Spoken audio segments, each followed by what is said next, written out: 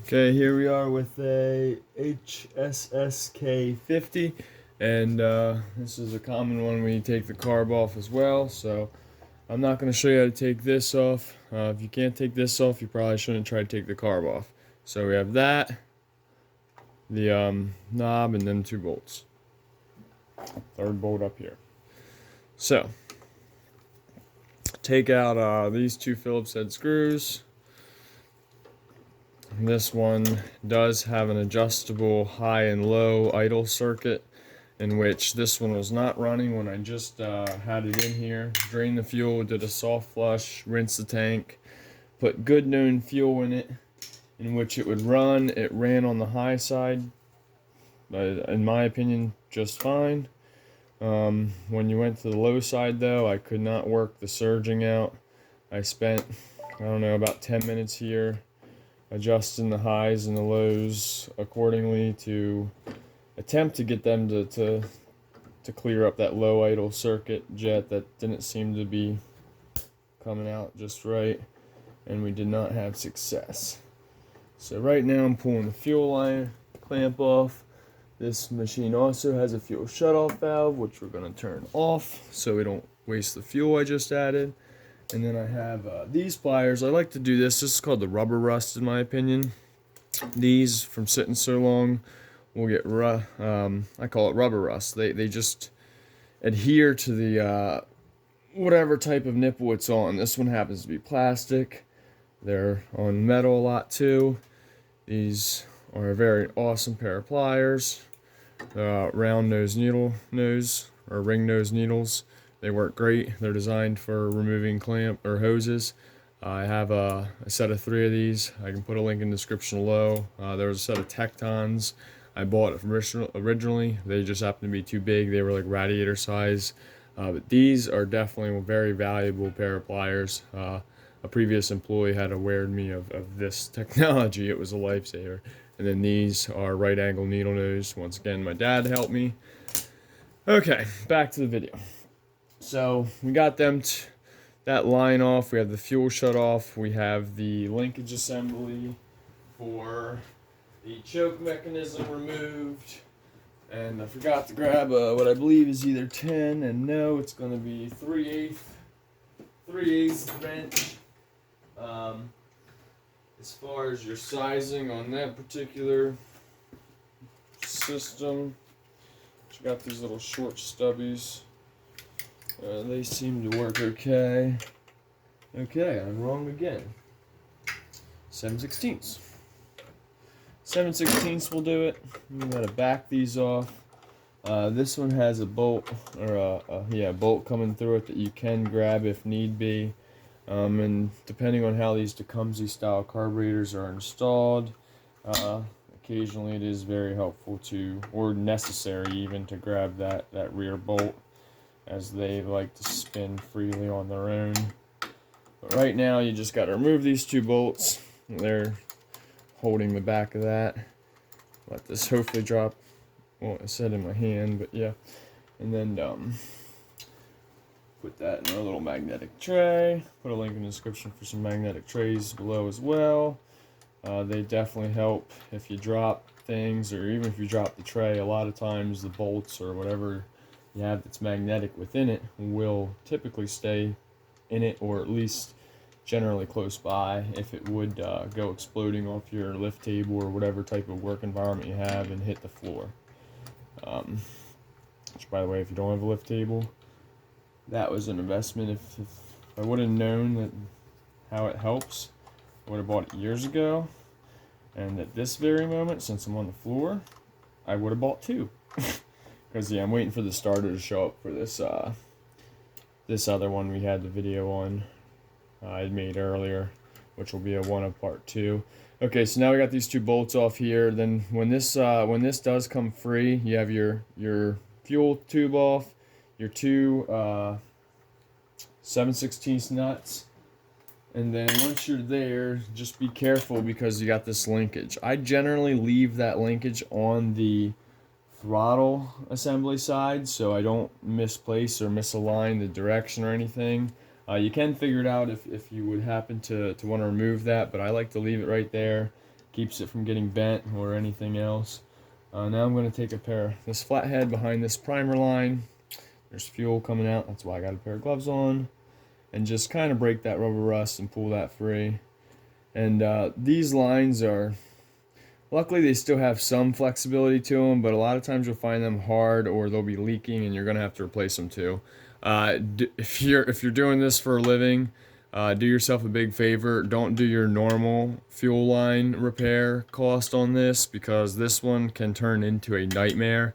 If you have to replace this fuel line, if you notice it goes through the housing here, and it's generally not straight through the housing, it's kind of in around the bend and then back out the other side. Very similar to how they pierce your tongue, if you ever had that experience. It's the exact same idea.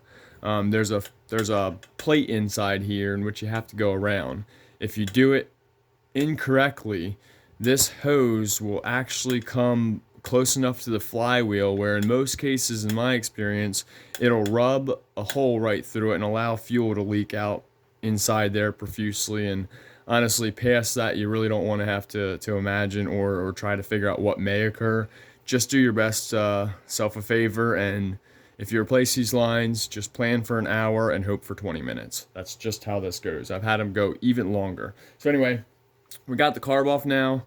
There's that adjustment I described on the bottom. So my shop, we like to use an ultrasonic cleaner. So I'm going to go ahead and clean some of these ports after we go ahead and put it through an ultrasonic cleaning machine, which I guess we'll go over and check that out now. All right, so here's my ultrasonic cleaner. Had this for about 6 months now, I believe, and I love it. It works really well. It's a must-have for a shop that does a lot of this. So we have a 12 millimeter bowl nut / high idle circuit assembly here, which I'm going to remove, and there's a jar or a jug underneath me here in which that fuel is actually surprisingly running into. You remove this out first, I'd say, and just set that aside. Then I like to just kind of carefully break this free to try to make sure that that gasket stays intact if we can save it. And right here, we'll go ahead and take a look. That is a perfect example of what ethanol crustation looks like after you try to drain the tank out and then let it evaporate. Well, there's always a layer of crustation that builds up or left behind. I've done this science experiment or watched someone else do it with a Dixie cup or a styrofoam cup. They left non-ethanol gas and then ethanol gas in a cup, and when it evaporates, there's always a layer or a film, and that's why no matter what you do, drain gas or what, you're certainly going to get an ethanol created problem in the future with a carbureted system. So we remove that. You got this bowl ring gasket in there. That feels okay. This has the brass style float. These can also fail. I believe the first one I've ever encountered in a Tecumseh, or at least in the foreseeable past, fail just last week or the week before. You pull that out, there's a pin, and then there's the needle, which is also attached there. Be careful not to bend anything. So now we got the float bowl, the rubber gasket, the float pin, the float assembly, the float needle, and then there's a hinge pin on that needle as well. So now we have a carb body that looks something like this. The choke linkage is still in here, the choke plate, the throttle butterfly plate, the throttle linkage, make sure all that spins freely. In Honda clones, there's a removable jet in here I find important to remove. In this one, there's just a rubber O-ring around the exterior of that jet, in which a lot of times that can fail. If that fails, it'll actually put too much fuel into the system, which can cause a black smoke and a poor running condition. So other than that, that's all we do here. My ultrasonic cleaner, I turn this on in the morning so it's up to temp when I'm pretty certain I'm going to use it. It's set at 73. It's actually at 68 degrees Celsius. At that hot, with it being that warm, you could do a 10-minute cycle, and that seems to do just fine. I use a mixture of distilled water or tap water if I have it, or what I don't have distilled. About a tablespoon or two of Dawn dish soap, and then usually Totally Awesome solution. Yeah, and that's what I did this. It's called Totally Awesome Wow or something from the Dollar Tree. Between them three, it's been doing really good. You pull this bucket out. I actually just put a fresh batch of that in here this morning. Usually put the worst side down so the contaminants can run out. And one other thing I like to say here is before, I like to remove our high and low jets. One of the best things you can do for yourself, do yourself a favor, get a pen and paper or jot this down. Before you take them out, count how many turns in they go to the rested or seated lightly. So in this particular case, we're going to have half turn, one full turn. It's just shy of 1.5 turns in until it's fully seated accordingly. So now a little before 1.5 turns, and this video will even help me reference it if I need to. Now you can back it all the way out so you can make sure that port gets cleared out effectively during the cleaning process. You'll see what that looks like, and something like that. Put that aside for the moment. Come back to this high jet, and once again you can still seat this accordingly because it seats inside of this this nozzle here. So we're gonna go half a turn, 1 turn, 1.5 turns, 1 3/4 turns out from lightly seated position. Should accomplish the same results that I had, plus hopefully an idle result once this idle circuit clears out. Or at least give me a baseline, which I know the high end's gonna work. That's why you do it. So you count 1 3/4 turns in, and if your high end was running good, then you know when you put this back together and tighten it all the way lightly seated, you can back it out 1 3/4 turns, and you can guarantee that this will at least give you a good starting point. Or, you know, you can get in the manual, and a lot of times they have starting points there as well. So we'll put this in the carb body now that that's all disassembled, as far as I generally would do it with this manufacturer's design. And then I like to put the float bowl in and all them little things. Before I put them in, I did go buy this from the Dollar Tree. I can put a link in the description for something like this. It's just basically a strainer. So the needle or anything smaller than this bin doesn't fall through. It works really well. Just dump all my smaller components in here, like so. And then this, you can actually just see that already just wipes out of your, it's bad. Now this, same thing, you don't want to sit this in upside right because then it just collects in the bottom. Make sure you flip this downside. And holy crap, that shit's hot. Stuff, sorry, holy crap. Woo! Okay, this apparently does not damage any gaskets or whatever. I would tend to say that's true. I've put full-blown gaskets in there, and it just seems to make them come off the carburetor accordingly how you'd want them to if you're questioning whether they're going to tear or not. So I just set all that in there. I'm going to let it go for 10 minutes, and then we'll go back to putting it back together and reinstall.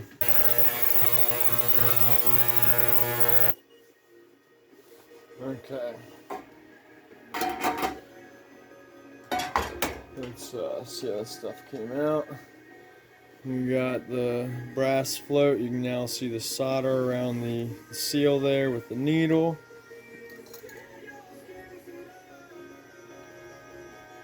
You can see all them components are now pretty much clean. And then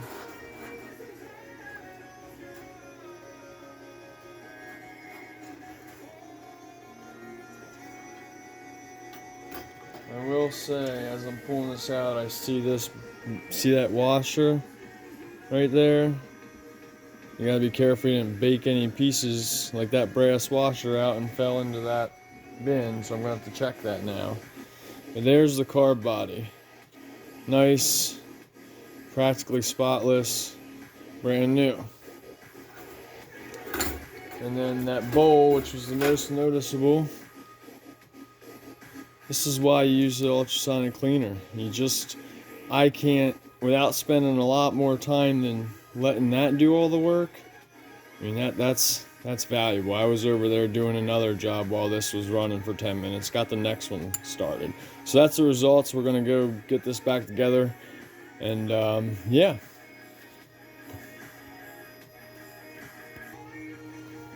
Okay. So I still do like to use gum cutter here. There is a rubber O-ring in this low idle jet still in there, but you have to be careful using an acetone-based solution or something of the nature that will potentially hurt rubber and other components like that. But after we're done with the ultrasonic cleaner there can be like a film and whatnot that gets left behind with that. So just to be certain, I like to just go through at least the ports again and make sure that they got cleared through, and then break away any of the film that might be on that body or inside of that bowl before we reassemble. So that's pretty good there. Be careful if you come through this inlet here. On the older styles, there's a Venturi seat in here, that white you can see, and if you blow that out with an air nozzle by accident, it only goes one way.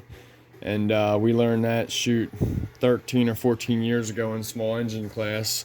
That seal only goes one way if you would have to take that out or whatever. Okay, so now we're going to take the needle and the clip here, and then just put it back inside that retaining spot on the float here. I'm not used to having to do this in a weird position, so it takes a little bit. Okay, then that just rests in there like that. Then you got to go over here and get your float pin, which is this black guy, and then carefully seat that needle back down in, allowing that brass receiver to go into that groove, and then carefully reset your float pin. Be sure that the action of that needle is functioning, because that's how the fuel is controlled or regulated as it comes in and out of this carburetor. We'll explain that in another video. If your gaskets are good, you can reassemble them. When it's this case, I'm going to say they are. Make sure they didn't stretch, in which this one did not. Take your needle. This is a very important part of this. This is not a symmetrical bowl. As far as you see, there's an indent there. That matters, or this will not function accordingly. So where this flat spot is there, that flat spot must be in line with the rear of the bowl here, which is the side the pin is on. So if you would put this on like this, it will not allow that float to move up and down, and you will pretty much force your needle closed and not allow fuel in there. So make sure that when you do this, you take note of where that hinge is and that flat, and make sure it goes adjacent to it or parallel to it, however I'm trying to describe. Hopefully you can see it, is my point. Make sure it gets sealed or seated accordingly on that rubber gasket, which right now it is all the way around. It's seated accordingly, and it is in the correct position, which right now appears to be, if you're looking at the inlet tube as perceiving that as 12 o'clock, this would be around 11 o'clock or so, this line here. And then this would be the button I referred to in one of the last videos. It's just a drain button. But anyway, so that's that. And then I noticed another thing. There's a rubber bowl ring gasket that belongs in between this and that. I know it was on here before the ultrasonic cleaning. That is a perfect reason, or a perfect example. It's probably over in the ultrasonic cleaner. I'm going to go grab that, and then we'll go ahead and reinstall this. Okay, so I like to use these pick sets. They got long ones, short ones. Surprisingly, the first way I learned about them is Forney. They're welding picks. That's what this brand here is. Forney, these are short ones. I picked them up at a local supplier years ago. That might even be the first pair, and I have about a dozen plus of these now. So you just make sure you get the one that fits inside the orifices, and you make sure that's all cleared out before you reassemble.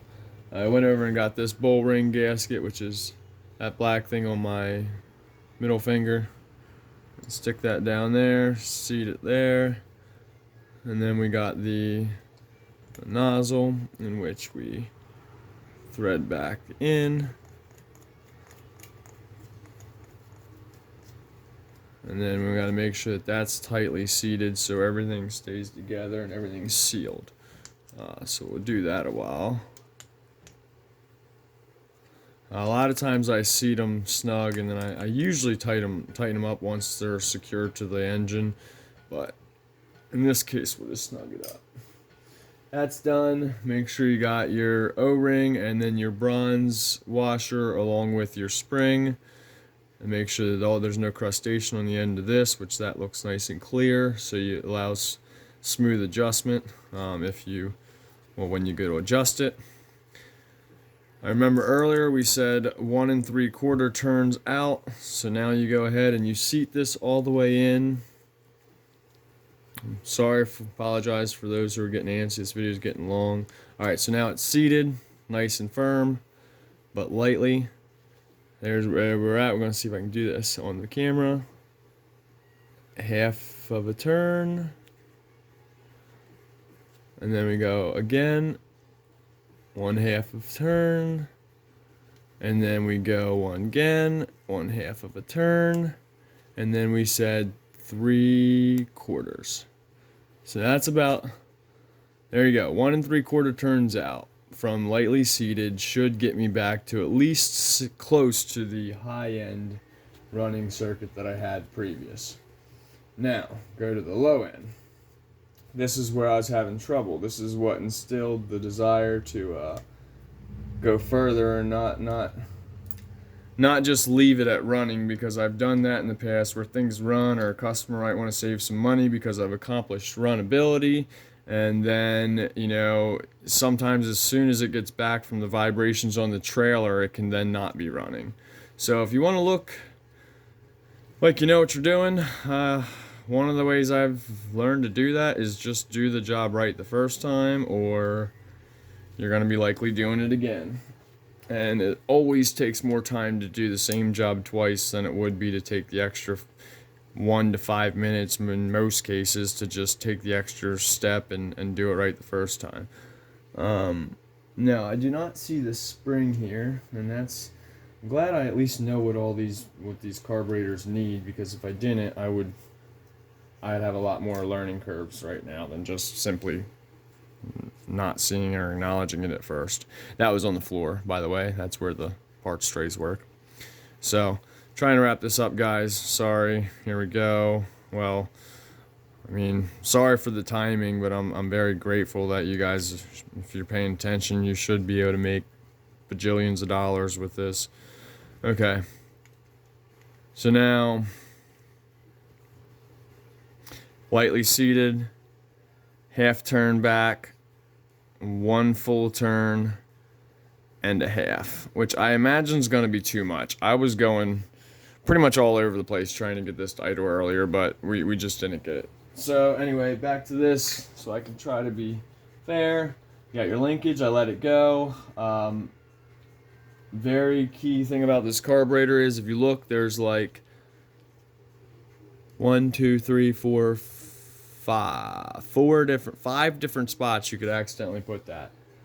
A lot of times you can look at the wear of where they may have used to be.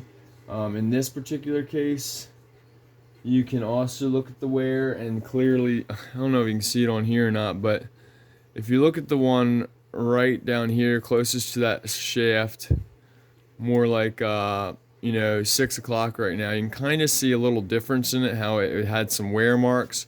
It's more prevalent down in here. I don't know if you can see that or not, but if you try to see if this will focus, if you look down in there, you can see that it's buggered up down there, in which shows me that it was that one. However, I know that it was that one from previous experience. I know that's the one it was in, but I really wondered if it shouldn't be in the other one, to be completely honest. And if I look at it, I can actually see wear on the other one as well, and that lines up, because this was running at a higher RPM than I would typically have them set by or with that high personally. It's not surprising, even the thickness of this gasket, if you buy an aftermarket version of it, that could definitely change the RPM runability by like 600 to 1,000 RPMs depending on the situation. But yeah, this one may have been because it's been done before, carburetor rebuild, in which would align with somebody may have not assembled it properly. The stupid thing fell out. I've actually never seen one of these fall out of this housing until just now. 18 years, I've never seen this. Once again, you learn something new every day. So now I got to figure out how this sucker goes back in. And surprisingly, yeah, like I said, I've never had one of these fall out of this housing. So I know what it's supposed to do. This belongs in here, and it maneuvers that from the linkage. So if I'm going to think of this accordingly, this has to go through here probably.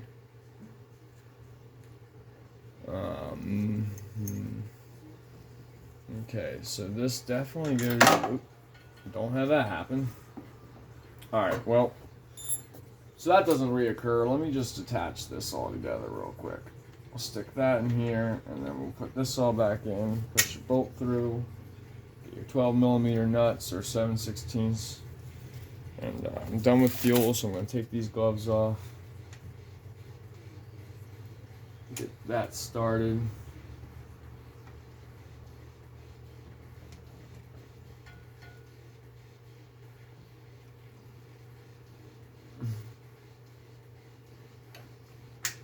Okay. Got that one started. Come over here. And same deal. Press this stud or bolt back in. And then tighten your nut back up. These are fine thread nuts. Make them a little bit more rotations until they actually get seated.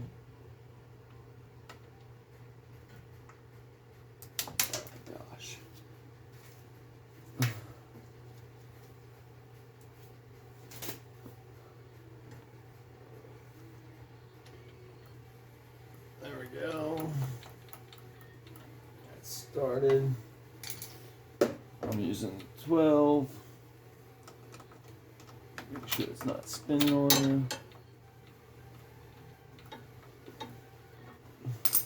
7/16, not 12. And the back of it is snug.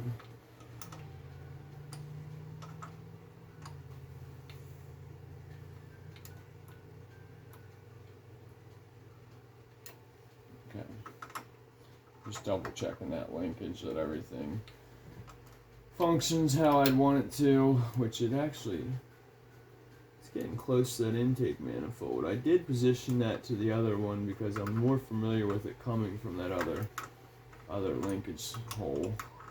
But and that wouldn't make sense. So, yeah, that's just fine. It's gonna we're gonna see. I'm pretty certain it has to be.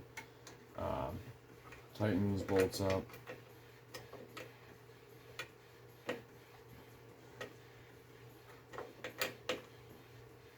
I want to say this is actually the most effectively communicated customer I have known to date.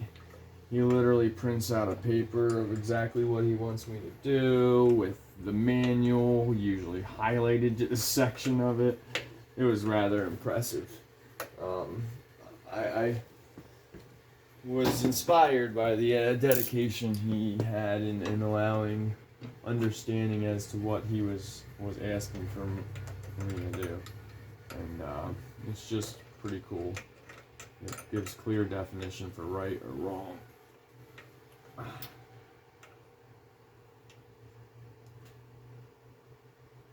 Okay, that's tight. That one's tight. Put this fuel line back on. Put this clamp back on. Oh, it's almost there. And then we still have to tackle that choke system. And then once we get this back together, I'm just going to cut the video. It's entirely too long. If it doesn't run accordingly or whatever, we will, we'll maybe redo another video of that so you guys can see how we get to that. But right now, I gotta get this finished up because my work day's got to be coming to an end here. So at this particular point, well, I got other things I got to do tonight, like post all these videos. So anyway, this has got to go through this hole here, bolt it onto here. I'm gonna pause this and figure it out. Okay, just sits in there like that. It was pretty simple. I literally don't know why, but that's what it does. Okay, so now we will go ahead and get our 2 Phillips head screws. Make sure you stick that rod up through the inlet of that linkage, and then start your screws.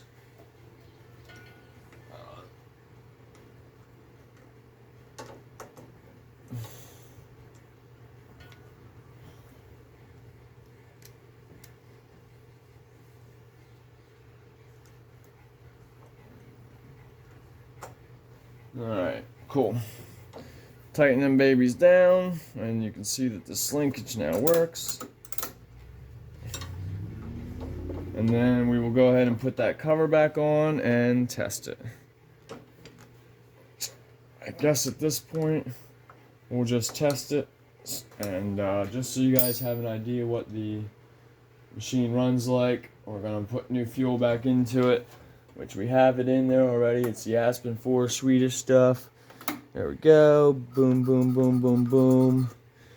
We should have fuel flowing. Yep, there's fuel coming out now.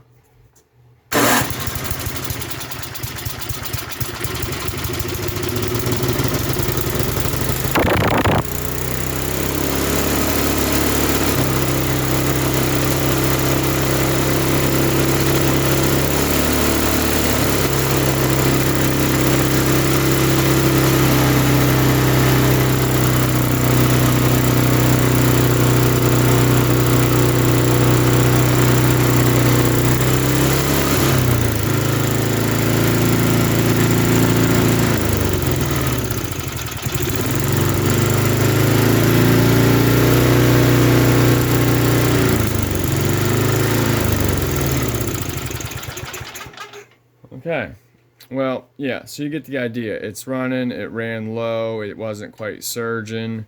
It's definitely running higher than I would expect, but it's running. You get the point. So I'm going to go ahead. I got to finish this video. We're 33 minutes into it. Holy crap. And we're going to try to upload this if YouTube lets us. Like, share, subscribe. We'll get into, adjusting these things.